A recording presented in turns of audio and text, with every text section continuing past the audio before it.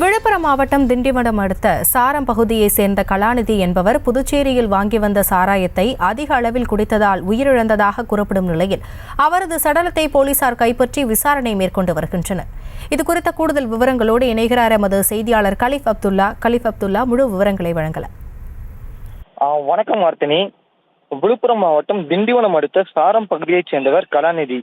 இவர் ஆட்டோ டிரைவராக பணிபுரிந்து வருகிறார். இந்த நிலையில் இன்று புதுவை மாநிலம் சேதராப்பட்டு என்னும் பகுதிக்கு சென்று அதிக அளவில் மது அருந்தியுள்ளனர்.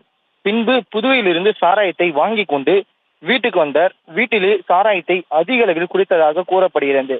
இந்த நிலையில் மது போதை தலைக்கேறிய கலாநிதி மூச்சு திணறல் ஏற்பட்டு வீட்டிலேயே சம்பவ இடத்திலே உயிரிழந்தார். இது குறித்து தகவல் அறிந்த சம்பவ இடத்திற்கு வந்த ஒலக்கூர் போலீசார் கலாநிதியின் உடலை கைப்பற்றி உடலுறுப்பு ஆய்வுக்காக திண்டிவனம் அரசு பொது மருத்துவமனைக்கு அனுப்பி வைத்ததோடு இது குறித்து வழக்கு பதிவு செய்து மேலும் விசாரணை செய்து வருகின்றனர். மேலும் திண்டிவனம் அருகே வாலிபர் ஒருவர் அதிக அளவில் சாராயத்தை உயிரிழந்த சம்பவம் இப்பகுதியில் அதிர்ச்சியை ஏற்படுத்தியுள்ளது. விவரங்களுக்கு நன்றி கலீஃப்.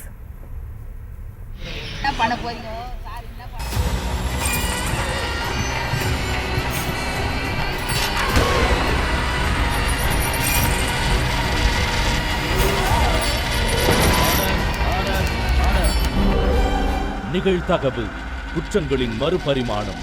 டிசம்பர் 9 முதல் இணைந்திருங்கள் நமது நியூஸ் தமிழ் தொலைக்காட்சியோடு.